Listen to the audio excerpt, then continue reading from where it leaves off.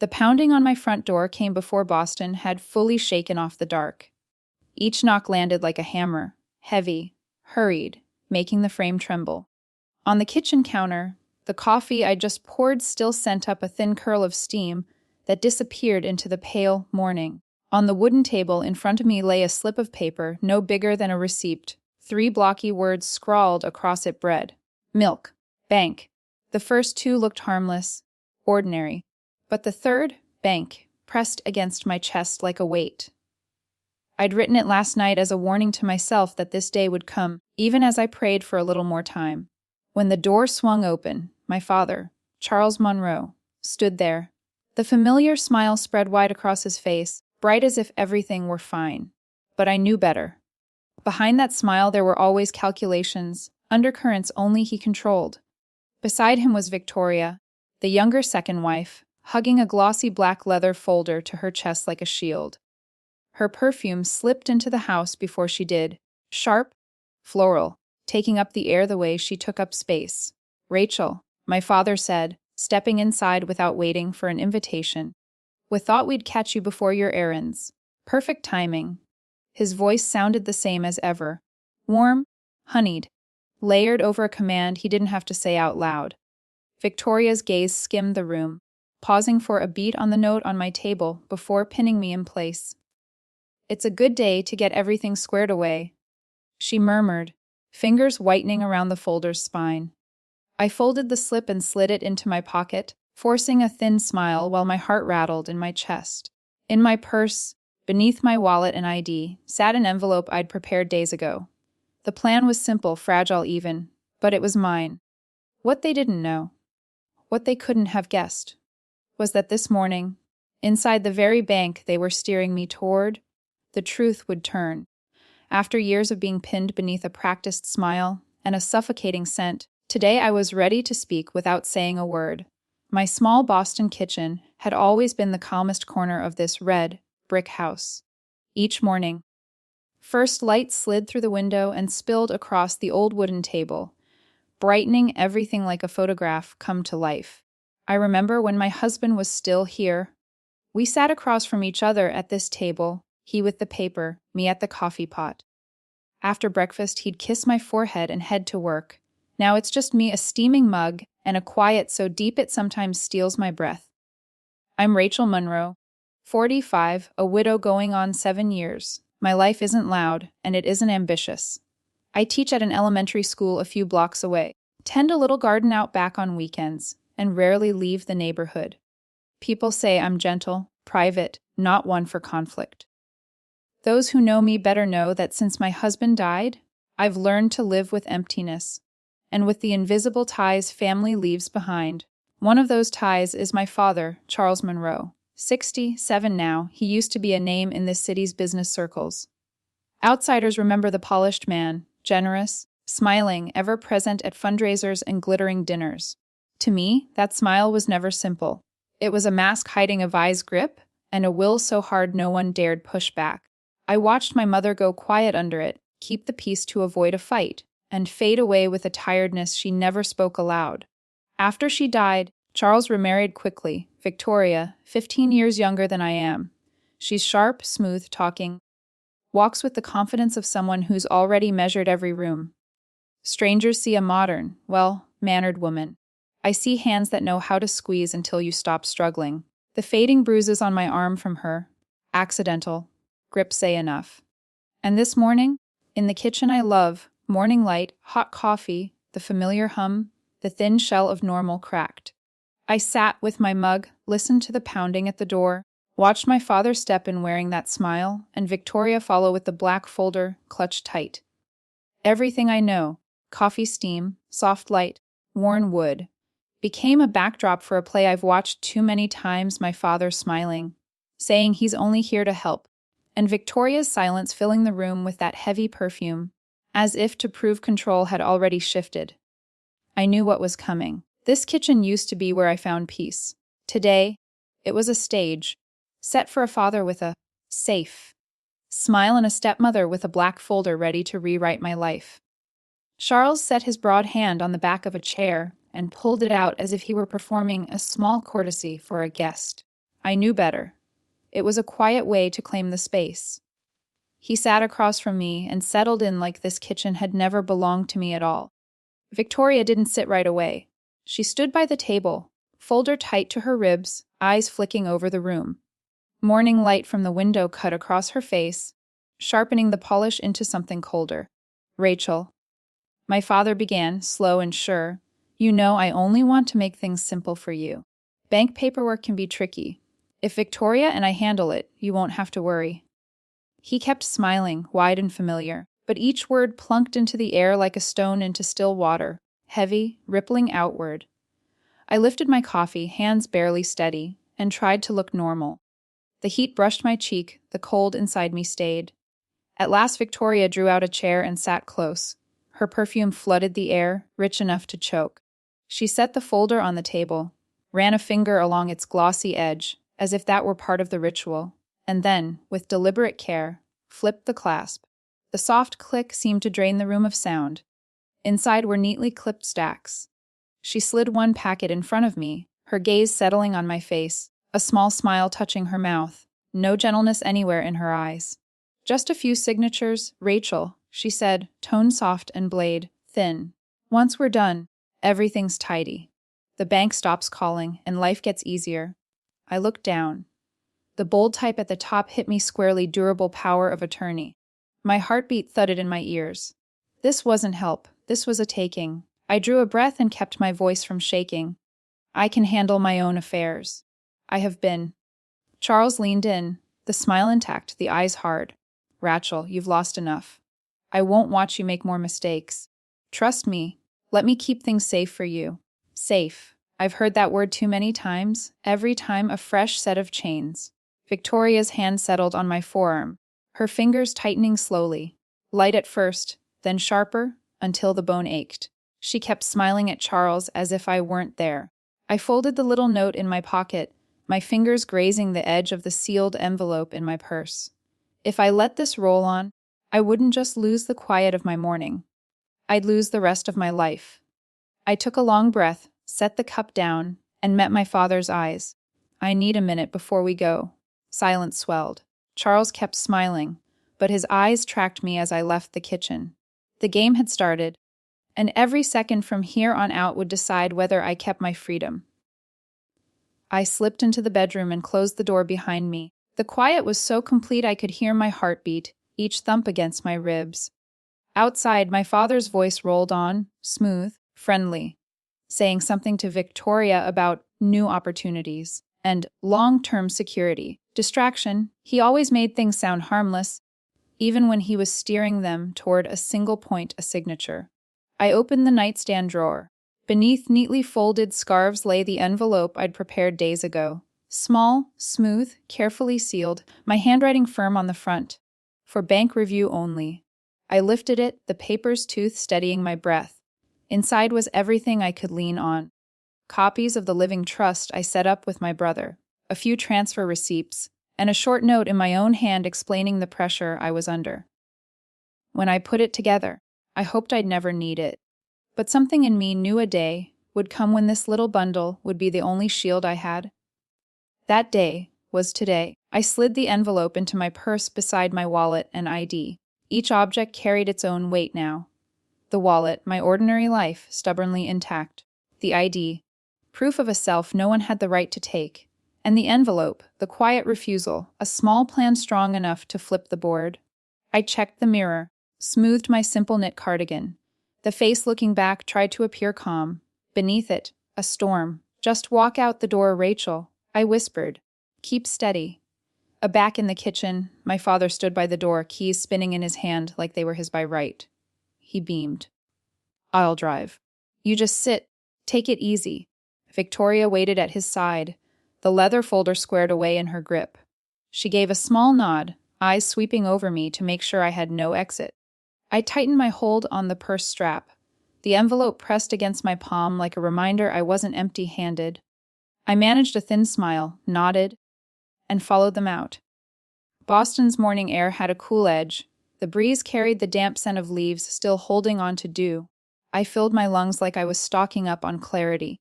My father's silver car sat at the curb. He moved quickly, opened the door with exaggerated care. Easy there. Hop in, kiddo. I slid into the back seat with my purse in my lap and folded my arms around it. Victoria took the passenger seat, the folder centered on her knees. The doors shut, the car shrank around us, leather, perfume, and a silence heavy enough to bruise. We rolled into traffic.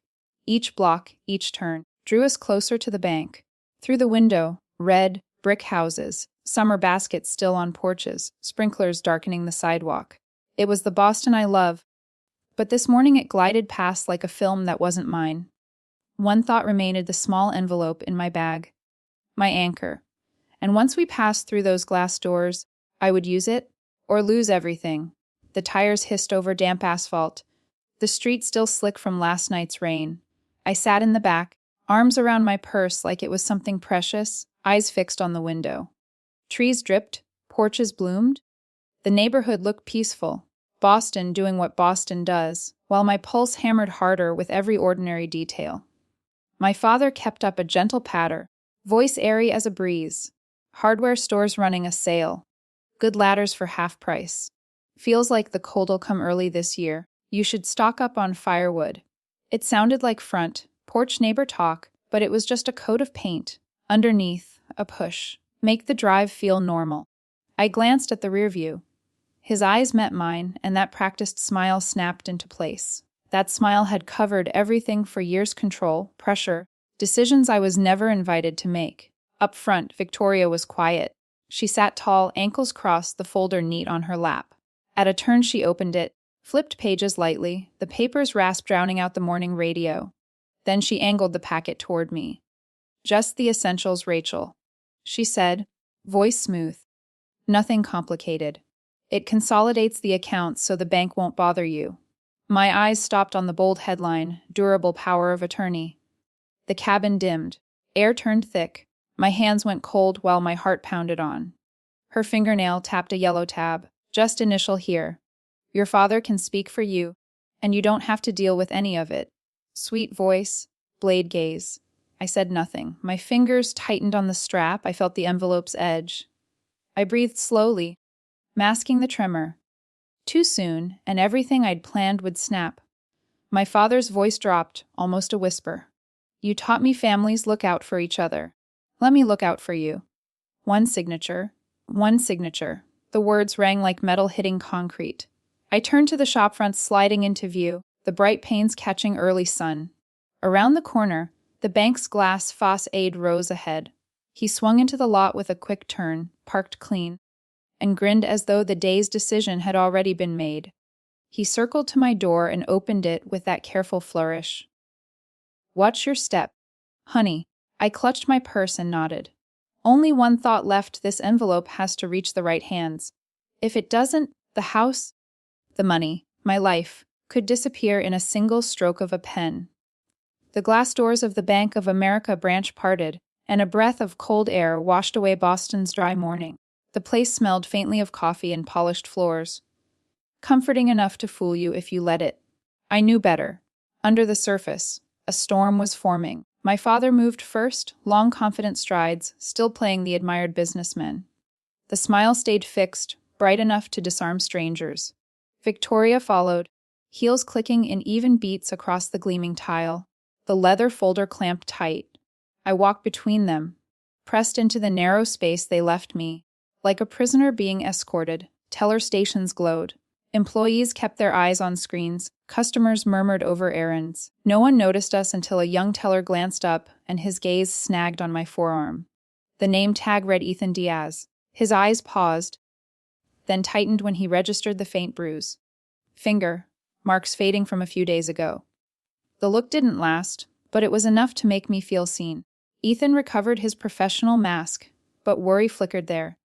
Quiet empathy threaded through me and steadied my breath. We moved to a low table where clients signed paperwork. Charles set the folder down too quickly, drew out the packet like it belonged to him, and slid a pen across to me. "Just a few signatures, Rachel," he said, voice pitched lower now, the sugar stripped away. "We'll be done."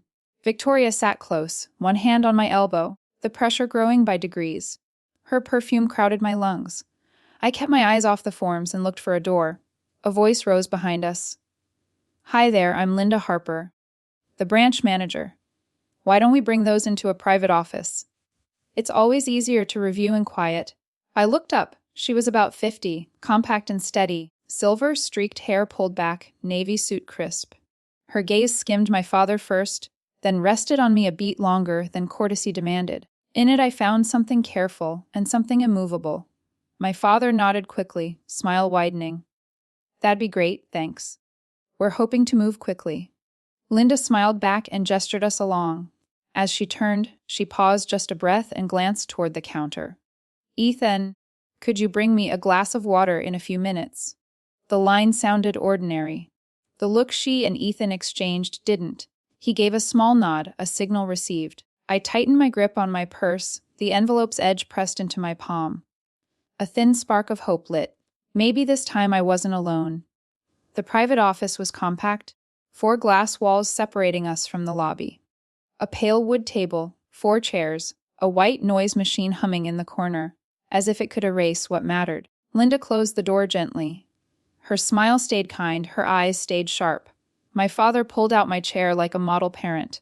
The moment I sat, he set the packet and pen squarely in front of me. The smile slipped, his voice dropped. Don't make this complicated, Rachel. Just sign. It's routine. I laced my fingers in my lap and stared at the bold header. Durable power of attorney.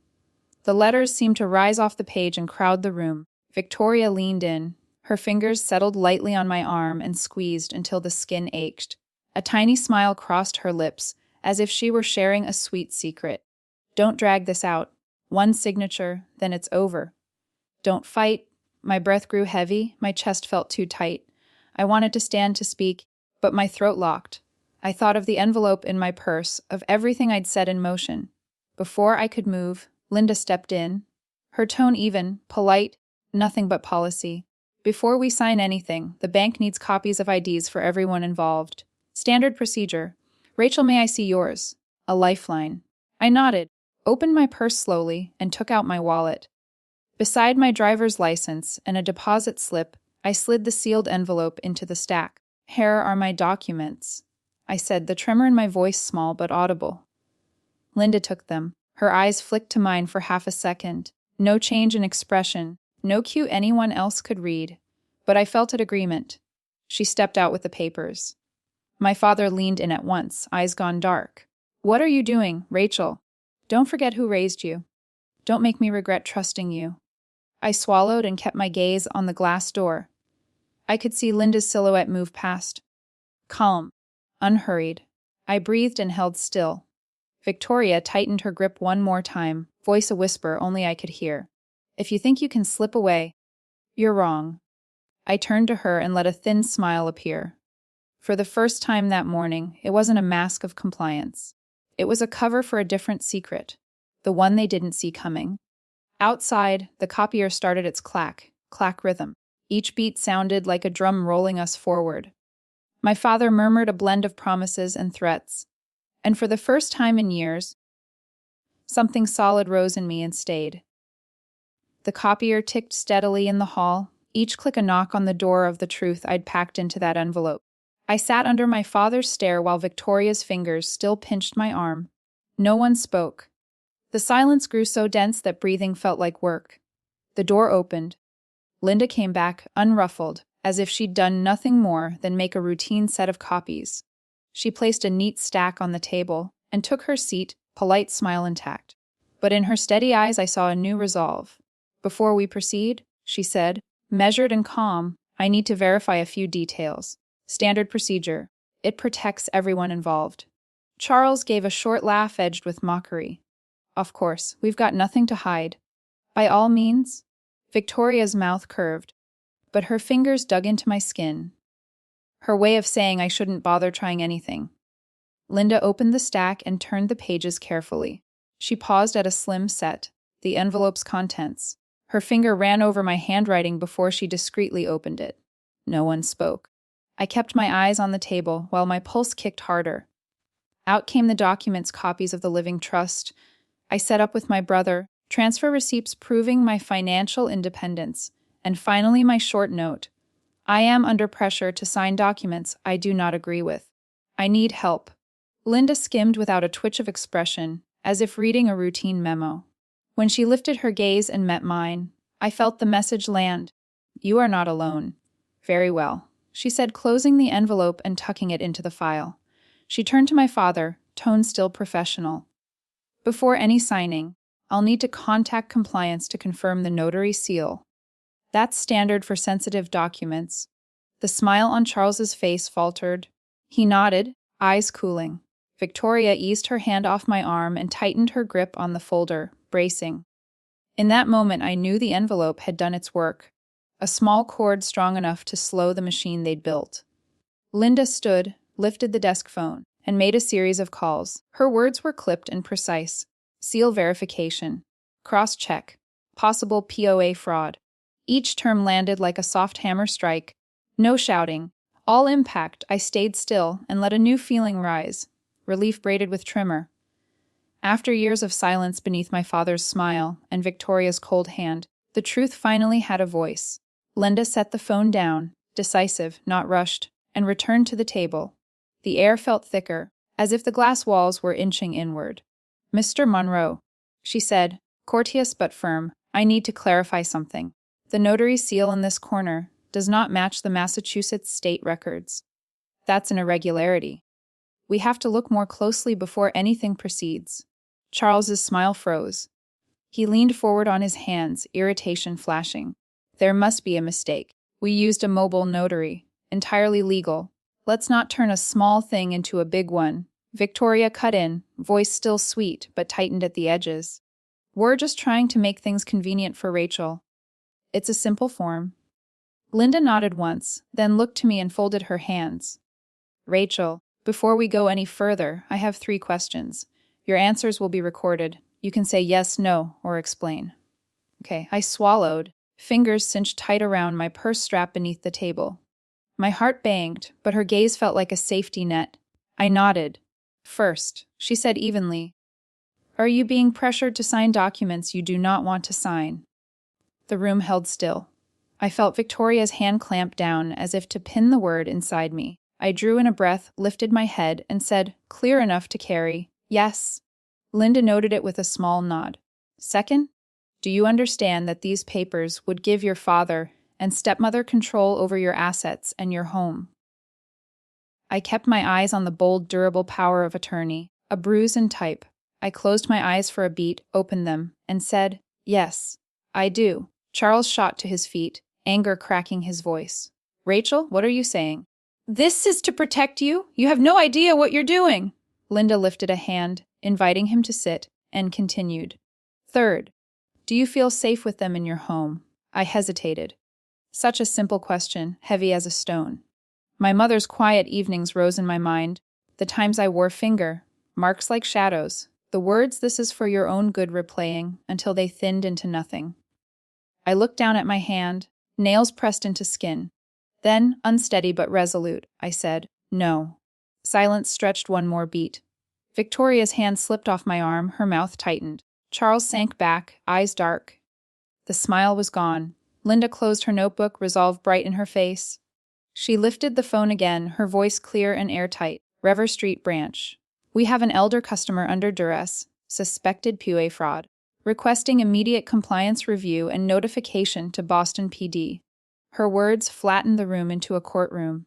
I sat there breathing hard, and for the first time that day, the weight eased. The truth had finally arrived, not from my father's mouth, not from Victoria's sweet lies, but from me. Sirens threaded closer, a drumbeat for the final act. I kept my hands clasped and my eyes on the door. My father whispered urgently to Victoria, no more casual ease, just strain. She bit her lip, knuckles whitening around the folder's strap. The door opened. 2 officers stepped in, navy uniforms crisp under the office lights. Officer Ramirez, the first introduced, steady as a metronome. This is Officer Green. We received a report of potential coercion and financial fraud. The air thickened. My father jumped up, voice sharp with anger and haste. This is a family matter. You don't need to be here. Ramirez didn't blink. When coercion and fraud are alleged, it stops being a family matter. It's a legal one. Linda stood and handed over the file plus my envelope. Copies of all documents and the customer's note. The notary commission doesn't exist in the system. Compliance has confirmed. The customer has also affirmed pressure to sign. Officer Green stepped toward me, voice gentle. Ms. Monroe, are you safe? Is there anything else you want us to know? I drew a breath and pushed up my sleeve. The bruise showed, faint now, but clear. My voice shook and held. That was her. I nodded at Victoria, eyes locked on hers. Color climbed into Victoria's face. Her lips trembled without words. Charles snapped. She's making this up. She hasn't been right since her husband died. She imagines. I didn't let him finish. From my lapel I unclipped the small pin, my recorder, and set it on the table. Everything from the moment we left my house is on here, including the threats. And Linda pressed play. In the hush of the room, our morning unspooled Victoria's whisper. Don't fight it. One signature. Charles's push. You'll thank me later. Nowhere to hide. Ramirez exchanged a look with Green, then stepped toward my father. Charles Monroe, Victoria Monroe, you're being detained for investigation of coercion and financial fraud. Handcuffs clicked. Charles yanked back, shouting, You can't do this! This is my family! The words went nowhere. Victoria stammered about a lawyer, voice catching as Green guided her out. I sat very still, heart tumbling. Linda laid a hand on my shoulder, steady and warm. You did the right thing. You protected yourself. I lifted my gaze, tears blurring the edges of the room, and felt lighter than I had in years. For the first time in a long time, I wasn't pinned beneath a smile or a steel grip. I had held on to my say. Through the glass I saw people in the lobby pause and watch. No one spoke. In their eyes I saw recognition. Something small and strong rose in my chest. I wasn't invisible anymore. That afternoon I left the bank with heavy legs and a heart I could finally carry. Sunlight leaned across Boston's red brick, lighting up window panes. I held my purse close, as if it contained not only paperwork, but the freedom I'd just reclaimed. A blue pickup idled in the lot. A tall man climbed out, silver at his temples, those familiar eyes. David, my brother. Linda had called him once things were under control. Rachel, he said, voice low and warm, and crossed the space to wrap me up. The hug was solid, anchoring, like coming into harbor after a storm. Tears found the collar of his jacket, and I didn't stop them. We didn't say much. He opened the door for me, helped me into the passenger seat, and we rolled through streets lined with copper leaves. Boston stayed Boston. Cafes, dog walkers, stoops, but the world had shifted. At the house, David didn't let me lift a finger. He popped the truck bed, pulled out a toolbox, and got to work. New deadbolt on the front door. A second latch. He told me what he was doing without asking permission. The way family should, quiet, certain. You're safe, he said, setting the last screw. They're not getting in here again. He made a circuit of the house, testing windows, latches, hinges. He climbed a step stool on the porch and mounted a small camera above the door. Hands sure and economical, the old service training still there. With him, protection wasn't a promise. It was a checklist. I put a kettle on the stove. When the water began to murmur, the sound felt like home. Like a heartbeat I could sink to again.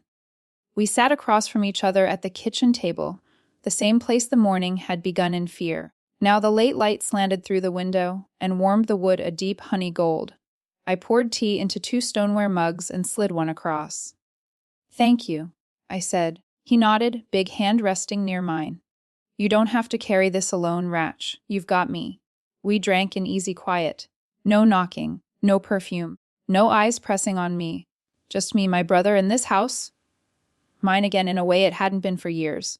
Outside, the sky turned tangerine. Sparrows stitched the roofline with song. I laid my palm on the table's smooth grain and felt its steadiness. This kitchen wasn't a place to be taken anymore. It was what it had always wanted to be, the heart of the house, and the heart of me. That night, the red brick house settled into silence.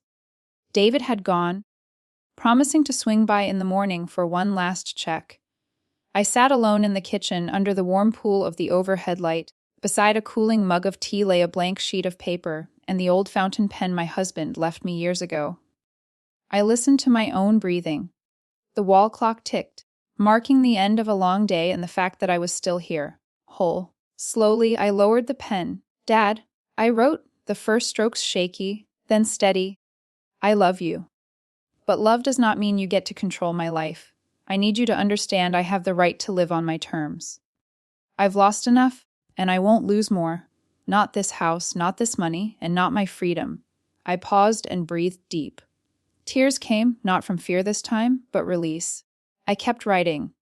If you truly care about me, you'll seek help for yourself instead of trying to control me. I hope you find it. But if you try to step into my life again, I will call the police, and I will not be silent. I signed my name, Rachel Monroe, clean and final.